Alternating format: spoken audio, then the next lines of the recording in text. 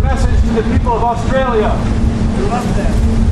What do you hope to accomplish today with the Prime Minister? A lot. A lot. Great things. Thank you very much. We got to get a lot done.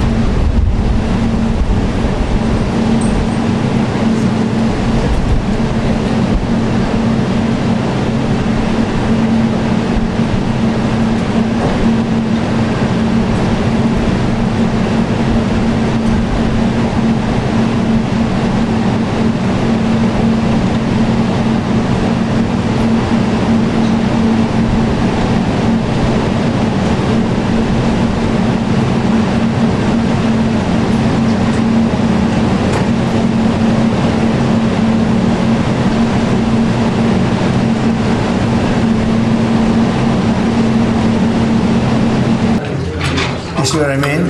You'd be sitting right there. They're, It's nothing. but they're a friendly lot. They're all That's a cuddling. big boy. That must be a very important country we're dealing with, huh? Did you want to move your camera over here? Or are we going to have... Who are you shooting for? Where's the pool? Qu'est-ce qu'il y a des bons là? It's all right, later. Thank you.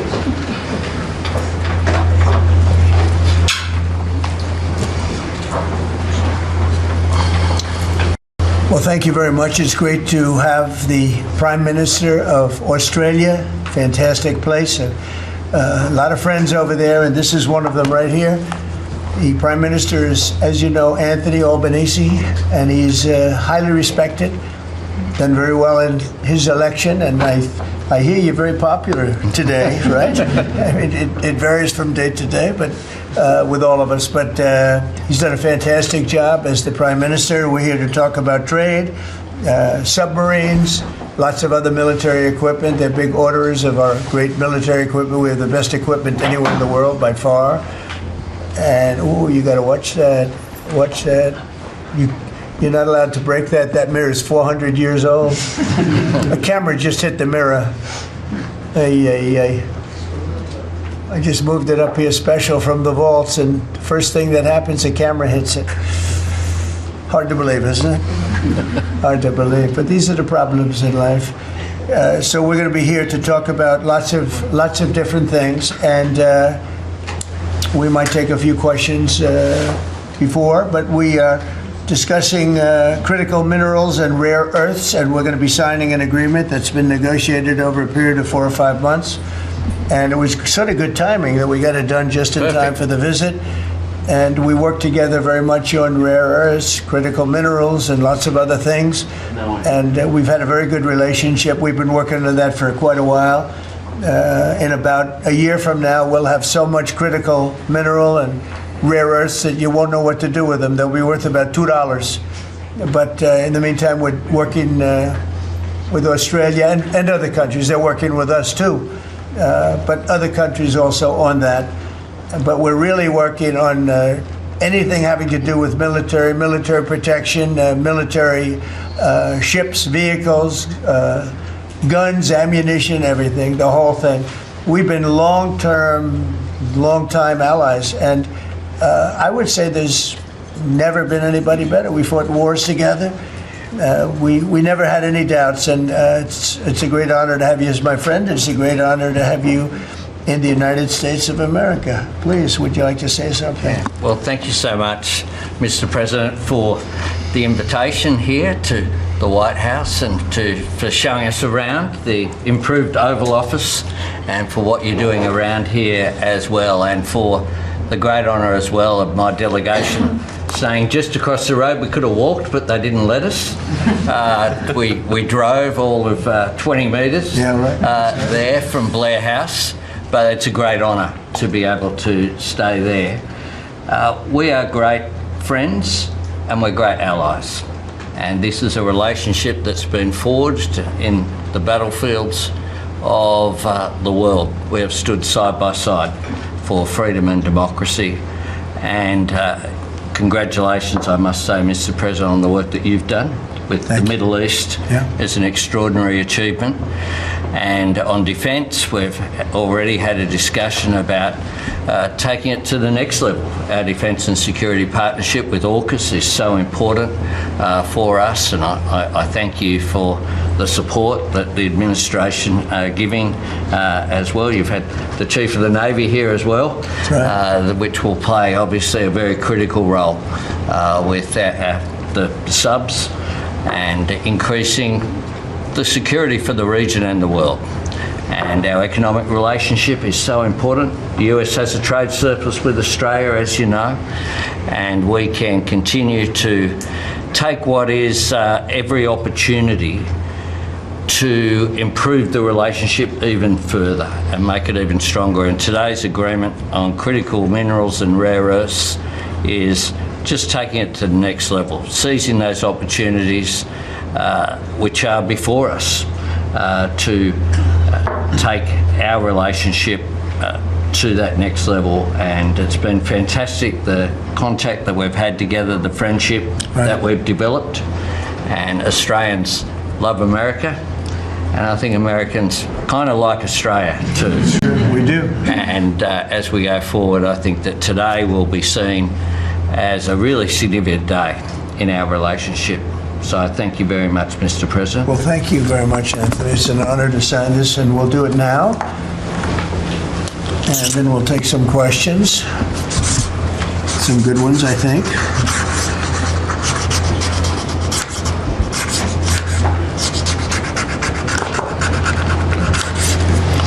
Okay.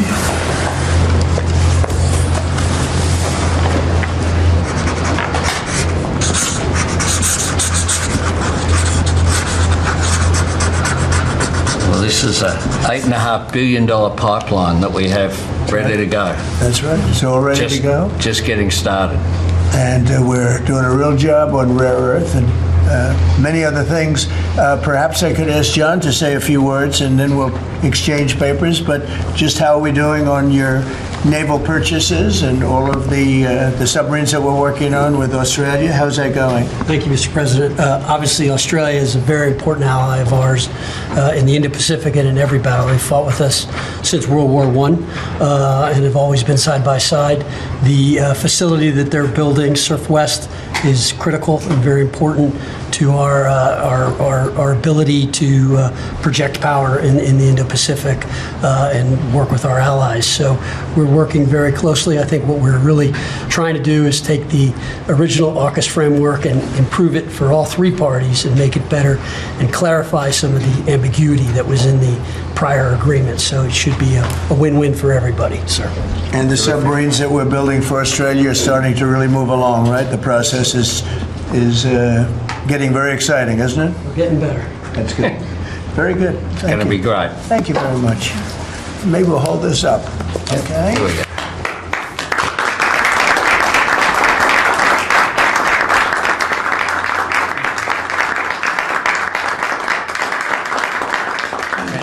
Thank you very much. Mr. President.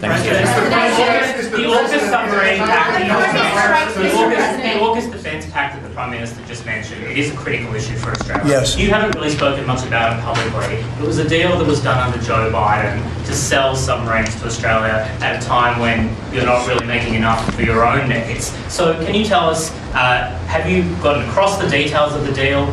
Do you support it, and will you honour it? It was made a while ago, and nobody did anything about it, and it was going too slowly. We do actually have a lot of submarines. We have the best submarines in the world, anywhere in the world, and we're building a few more currently under construction. And now we're starting, we have it all set. With Anthony, we've worked on this long and hard, and we're starting that process right now, and I think it's really moving along very rapidly, very well. But if the rate of submarine production doesn't continue, how can you guarantee Australia will get the boats? Oh, it's getting, oh no, they're getting. At least 32 people have been killed in those. Excuse me, you're next. Thank you. Go ahead. China's bad behavior has really only gotten worse since the AUKUS partnership was formed. With that in mind, is the door open for Australia to get additional nuclear-powered submarines or other military capabilities not already in the deal? I think China's been very respectful of us. They're paying tremendous amounts of money to us as in the form of tariffs. As you know, they're paying 55%. That's a lot of money. They never were paying anything over years and years and years. But they were like anybody else. A lot of countries took advantage of the U.S. They're not taking advantage anymore. No, China's paying 55% and a potential 155% come November 1st unless we make a deal. And I'm meeting with President Xi. We have a very good relationship. We're going to be meeting in South Korea in a couple of weeks. And we'll see what we can do. We have a very good relationship with China, but you know, it's been probably a little bit like your relationship with China. They try and take advantage, but most countries do. I mean, I can say the European Union took advantage, but not anymore. We worked out a very fair trade deal. Japan, we worked out a very fair deal. South Korea, where I'll be meeting President Xi, we worked out a very fair deal. And I expect we'll probably work out a very fair deal with President Xi of China. So most of you will be with us. It's going to be very exciting. And I think we're going to work out something that's good for both countries. Are you at least interested in expediting the nuclear-powered subs to Australia? Well, we are doing that, yeah, we're doing that. We have them moving very, very quickly. Yeah, please. Mr. President, I don't think you've ever been to Australia. Have you thought about coming to Australia and trying out some of the golf courses? I would, and I actually have been to Australia, and I did play one of your great golf courses. They have great golf courses there, but I have been to Australia, actually. Would you come again? Oh, I would. In fact, I've been invited to go, and Indeed. I'll have to give it serious consideration. No, it's a real Did possibility. the Prime Minister invite you today? He did. And perhaps we could time it, must be said, with the President's Cup that Australia hosts as well. When is the President's Cup? We'll organise it at a time suitable for you, Mr. President. Please, in the back, please. Yeah, in the back, please. Yeah, Mr. President, the Prime Minister mentioned that there's a trade imbalance that's very heavily in America's favour. Why does America slap such heavy tariffs on a friend and ally? Well, we don't, Australia? yeah. Well, we do in some cases. We do in many cases because we've been treated unfairly. But actually, the tariffs are very light. The one thing is you buy a lot of airplanes, so that helps because you buy a lot of the beautiful Boeings, the best of the Boeings. Boeing, and by the way, Boeing is really doing well. They have lots of orders, and they're really doing a great job. They make a great plane. But Australia, because of its location, which is great. But one of the things dictated by that location is you have to order a lot of airplanes. So I guess we have that advantage. They need a lot of airplanes in Australia, and that gives us a little bit of an advantage. Mr. President, your Secretary of War, Pete Hegseth, in his Shangri-La speech in, I think it was May, warned about the potential likelihood or threat of President Xi ordering an invasion of Taiwan. 2027 is also the year that Fleet Base West is supposed to start rotating those US and UK submarines. Do you see AUKUS as a deterrent for China in the Indo-Pacific? Yeah, I do. I think it is, but I don't think we're going to need it. I think we'll be just fine with China. China doesn't want to do that. First of all, the United States is the strongest military power in the world by far. It's not even close. Not even close. We have the best equipment. We have the best of everything, and nobody's going to mess with that. And I don't see that at all with President Xi. I think we're going to get along very well as it pertains to Taiwan and others. Now, that doesn't mean it's not the apple of his eye, because probably it is.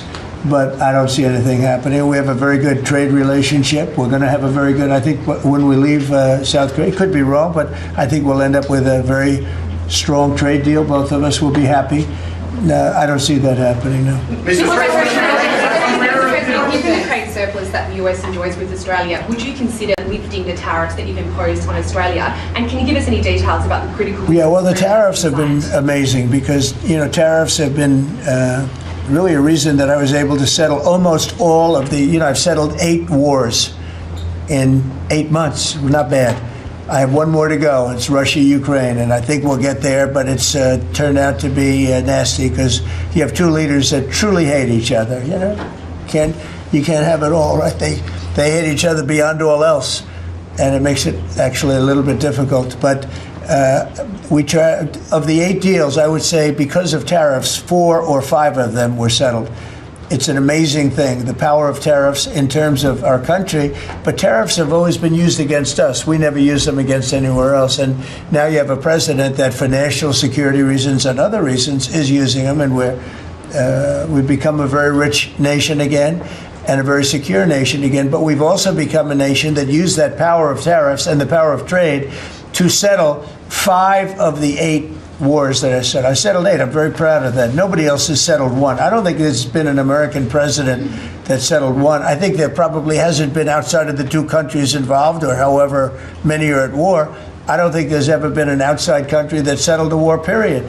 So I settled 8 in 8 months. I'm proud of that. Now, in the meantime, I'm running a country that's right now we're the hottest country anywhere in the world. We were dead. A year and a half ago, we were a dead country. Now we're the hottest country in the world, economically and otherwise. So.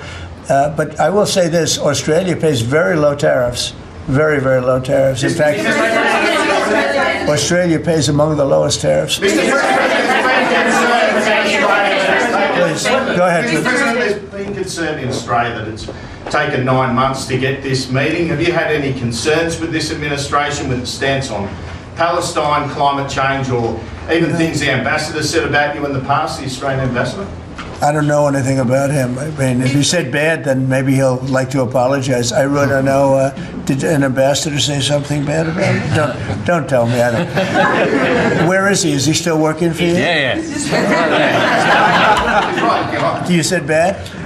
Before I took this position, Mr. President, I don't like you either. I don't, and I probably never will. Go ahead. No, you went. Go ahead, behind you, President. Mr. President, your Secretary of the Navy said there will be some clarifications around some ambiguities on AUKUS. Can you tell us? Well, he'll get that taken care of. These are just minor details that he'll take care Can I ask you specifically on... John, you're going to get that taken care of, right? There shouldn't be any more clarifications because we're just going now full steam ahead building. Yeah, please. Thank you, Mr. President. Are you now satisfied with Australia's defence investment, or do you want Australia to invest more in defence? Well, I'd always like more, but they have to do what they have to do. You know, you can only do so much. I think they've been great. They're building magnificent holding pads for the submarines. It's going to be expensive too. You know, you wouldn't believe the level of complexity, right, and how expensive it is. They're building tremendous docking because they have a lot of ships and a lot of things happening. And I think their military has been very strong, very, very strong. Over here, please. Mr. President, on the war that you haven't solved yet, the Ukraine-Russia situation, have you now locked in a meeting? And can you explain, just a few weeks ago at UNGA, you said that Ukraine could possibly win the war and well, they could. Territory, but now they could still win it. I don't think they will, but they could still win it. I never said they would win it. I said they could win. Anything can happen. You know, war is a very strange thing. A lot of bad things happen, a lot of good things happen. If you look at the Middle East, I would say prior to us hitting Iran so hard, we could have never made that deal because you would have had a dark cloud over the Middle East when we took out their nuclear capability, which was one of the great military maneuvers of all time. It was flawless. You saw that. Yeah. Those magnificent B-2s. I mean, that was a flawless move that was done by some very talented people headed up by Pete and everybody else and our great generals and General in particular, Raisin Kane. We did a great job. And when that happened, everything was different and we were able to get a deal. If we didn't do that, if it wasn't, you know, they wanted to do that for 22 years, Mr. Prime Minister. For 22 years, I had the pilots here, the B-2 pilots, and they came to the Oval Office and I thought they deserved it. They flew 37 hours back and forth. We had 52 tankers up there. We had a lot of planes up there with them, but they were the primary plane. But we had a lot of planes, F-22s and F-35s and F-6. We had a lot of planes. But we had 52 tankers. Can you believe that? And it was just like a flawless mission. And when it was finished, the Middle East just opened up, amazing. And they've wanted to do it for 22 years. The pilots came up to me. They said, you know, for 22 years, we practiced this maneuver 3 times a year for 22 years, our predecessors and us. These are now young pilots, you know, but they're older now, predecessors practiced it. And they said, we never had a president that would let us do it, but I let him do it. And it totally opened up the Middle East. It took the cloud over the, you know, we had a dark cloud over the Middle East, and now it's all, I mean, we have a little situation relatively with Hamas, and that will be taken care of very quickly if they don't straighten it out themselves, because they're in violation of their agreement.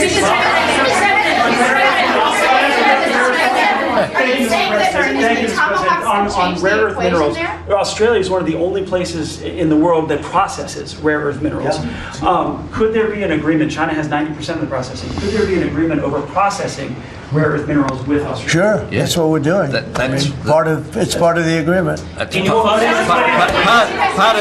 the agreement. Can you say with certainty? Go ahead, please. Sir, thank you, sir. Just sorry. Yeah. On a follow-up on Taiwan, there are reports that you will come up, or China is pressuring you to not support independence for Taiwan in exchange for a trade deal. Well, I'm not going to talk about that. What I'll talk about, you and I will have that discussion in a couple of weeks when I'm in South Korea with President Xi. We're going to be talking about a lot of things. I assume that's going to be one of the things, but I'm not going to talk about that now. Yeah, please go ahead. President, You just alluded to the violence in the Middle East. What steps is the administration taking to maintain the ceasefire? Well, a lot of steps, and right now it's in the hands of others. You know, we have 59 countries that agreed to the deal. We have a peace in the Middle East for the first time ever.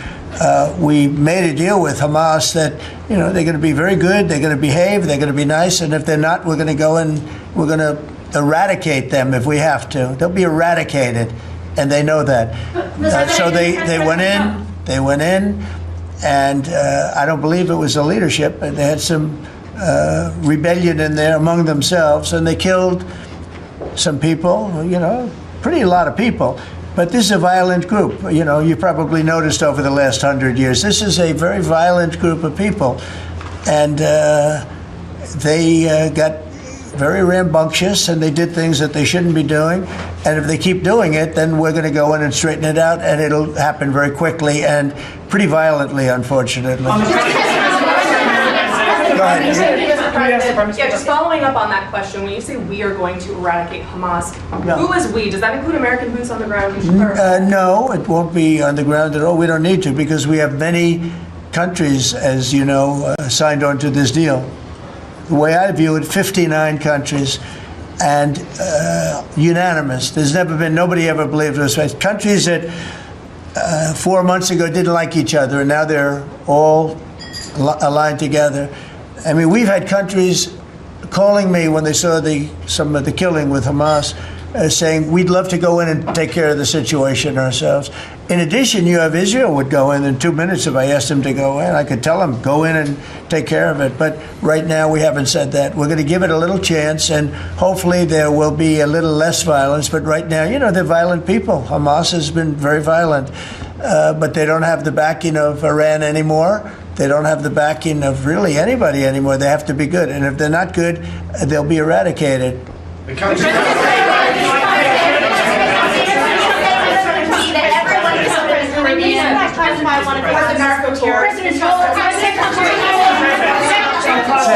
Were any innocent civilians killed in the Caribbean, Mr. President? Not you. Could the Prime Minister weigh in on more on the processing? Yeah. And can Australia expand the process of rare earths? Absolutely we can, and we have the capacity to do so, and part of this deal is very specific, $8.5 billion pipeline. There'll be $1 billion contributed from Australia and the United States over the next 6 months with projects that are immediately available. There's 3 groups of projects, ones that are joint activities between Australia and the United States, such as Alcoa. Secondly is projects that will be US investment that the US will undertake in Australia, including processing, and then ones that Australia will undertake, some as well. One of them is Australia, the US and Japan as well. So what we're trying to do here is to take the opportunities which are there. Australia has had a view for some time, a bit similar to putting America first. Right. Our plan's called A Future Made in Australia, which is about not just digging things up and exporting them, but how do we make sure that we have across the supply chains with our friends being able to benefit, seize those opportunities. So we certainly see part of what this is about isn't just digging things up, it's also about processing, including the joint ventures between Australia and the United States. Prime Minister, can the US and Australia really compete with China? Aren't we decades behind in terms of the development? No, you've been reading the wrong newspapers. We're not decades. We are way ahead of China militarily, the United States. We're way ahead of them in every form of military, other than they're building a lot of ships, and we'll have that started. We'll be catching them on that. When it comes to but we will, when it comes to weaponry, when it comes to, I'll go right now, AI. The big thing is AI. They're building more plants in this country than anybody ever imagined. We're going to have over $20 trillion of investment for this year, where the most we ever had was a tiny fraction of that. As an example, Biden, who's the worst president in the history of our country by far, by the way, but they were less than $1 trillion for 4 years. We're already now breaking $18 trillion of investment in 8 months. $18 trillion. No country in history has ever done that. We're way ahead of China in AI, and we're way ahead of China militarily from the standpoint of the sophisticated weapons. We have weapons that a lot of people don't even know about it. I got them started 4 years ago. I rebuilt the military 4 years ago, fortunately, because Biden didn't do anything but give a piece of it away to Afghanistan. Fortunately, as much as it sounded like it was a small part of what I built, but the Afghanistan giveaway was one of the worst. That was probably the most embarrassing day in the period in the history of our country. But we have the greatest military, we have the best equipment, we have the best manufacturers of equipment, we have the best weapons. When you look at our weapons, I've been talking a lot about our weapons. Everybody wants our weapons.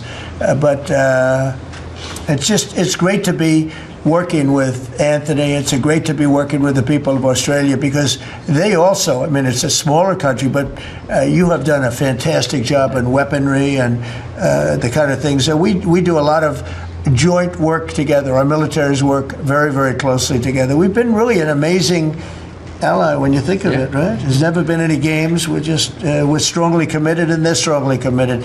There are some games with other countries, but there haven't been games with Australia.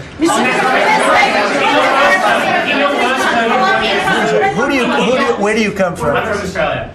Who are you with? The Sydney Morning Herald. Nasty guy. Go ahead. Oh, sorry, I was just going to ask. All right, go ahead. On in your first term, you worked with two Australian Prime Ministers, Scott Morrison and Malcolm Turnbull. You might remember. Right. They were from same side of politics as you. Mr. Albanese's different side. Can you tell us a bit more about what it's like to work with Mr. Albanese compared to those two? Well, I got along. I mean, that wouldn't be fair because the man on my right has a big advantage. You know that, right? But I think he's doing a really good job, and we've had a very good relationship. I don't want to compare one with the other, but I'll tell you, they really have a great prime minister. Thank you. Okay, was that a good statement? I'll use it in my ads in 28.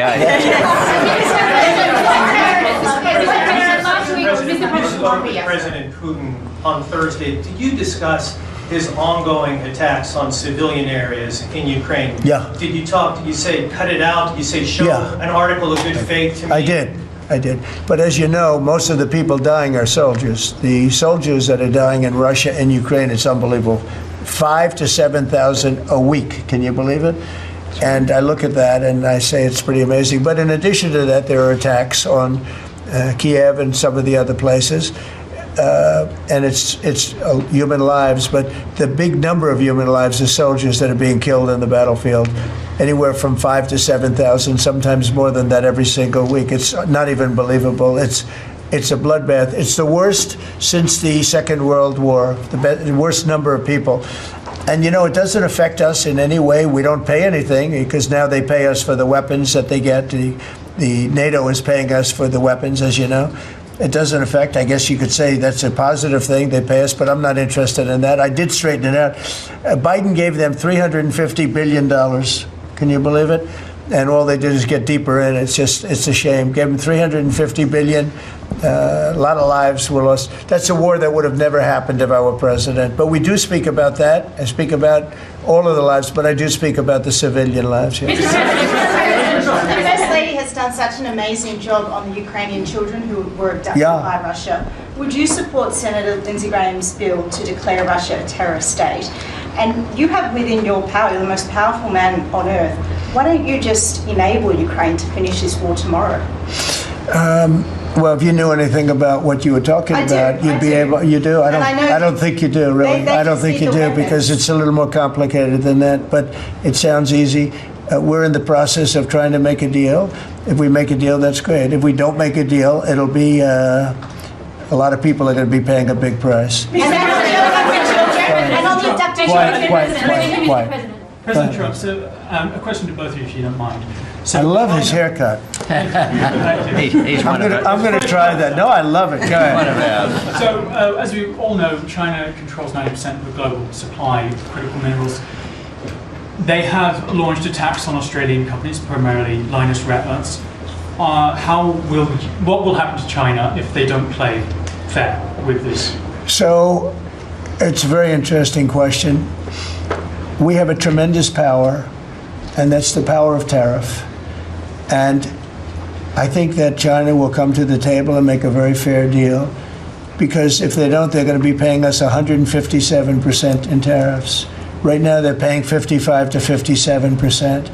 When I was first president, first term, we had the greatest economy we've ever had. And as you know, people don't write too much about it, but China paid us hundreds of billions of dollars worth of money for tariffs. Biden left it, but he didn't enforce it. He gave exceptions to almost everything. And so he left the tariffs, but he didn't really collect the numbers that he should have collected, and because he didn't know what the hell he was doing.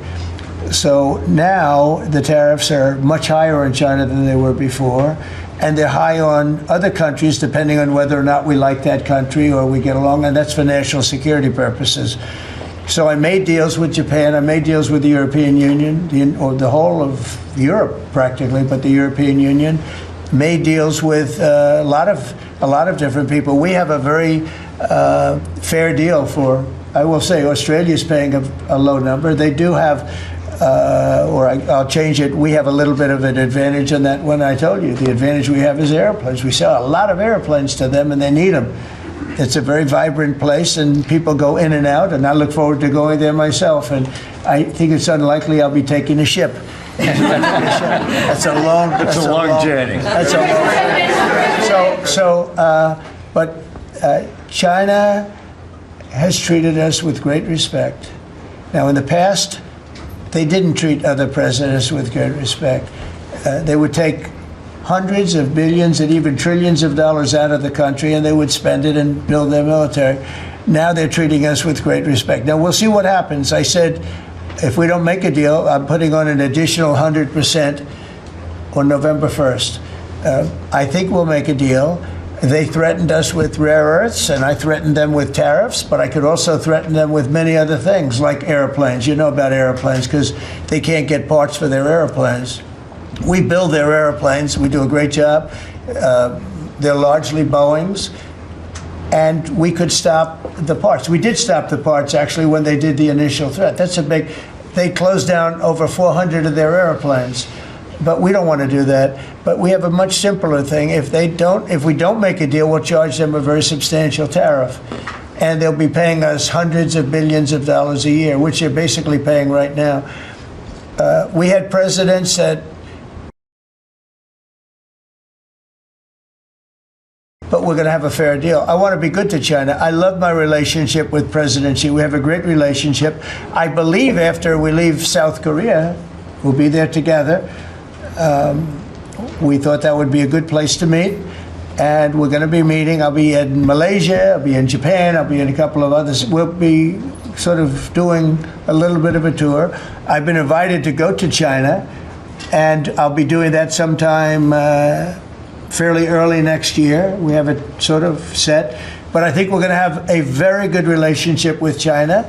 And again, they will threaten us with rare earths. I don't think they're threatening us too much right now. But they could do that, but I threaten them with something I think is much more powerful, and that's tariffs. Because at a certain point, they will not be able to do any business with us.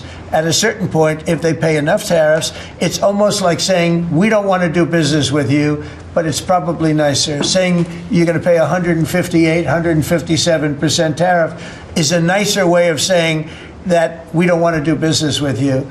And if they don't do business with us, I think China's in big trouble, I'll be honest with you. I think China is, I don't know that they even make it. I really do. I believe that they're in big trouble. And I don't want them to be in big trouble. I want them to do great. I want them to thrive. But we have to thrive together. It's a two-way street. I think when we finish our meetings, and it's going to be a big deal. Look, I'm meeting with a lot of other countries, but this seems to be the one that people are very interested in. I think when we finish our meetings in South Korea, China and I will have a really fair and really great trade deal together. I want them to buy soybeans. They stopped buying our soybeans because they thought that was punishment. And it is punishment to our farmers, but we're not going to allow that to happen, because I made a great trade deal with China, a $50 billion trade deal, and they were great about it. They were doing everything that they were supposed to do. And then when Biden came in, you know, I used to call President Xi all the time to say, thank you, or you're not buying enough. In other words, they were supposed to buy. Biden, do you think Biden ever called him? I don't think Biden ever called him. You think Biden lied awake at night thinking about trade with China? He didn't know what he was doing. He was an incompetent president. We had an incompetent president, but you don't have that anymore. So I think we're going to end up having a fantastic deal with China. It's going to be a great trade deal. It's going to be fantastic for both countries, and it's going to be fantastic for the entire world. Thank you very much, everybody. Thank you, press. Thank you very much. Thank you, guys. Thank you.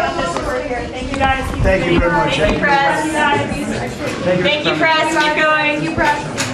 Thank you, press. Thank God. Thank you, guys. Thank you. Keep going. No more pictures. Keep going. Thank you, guys. Keep going. Thank you. Keep going. Thank you, press. Thank you, press. Thank you.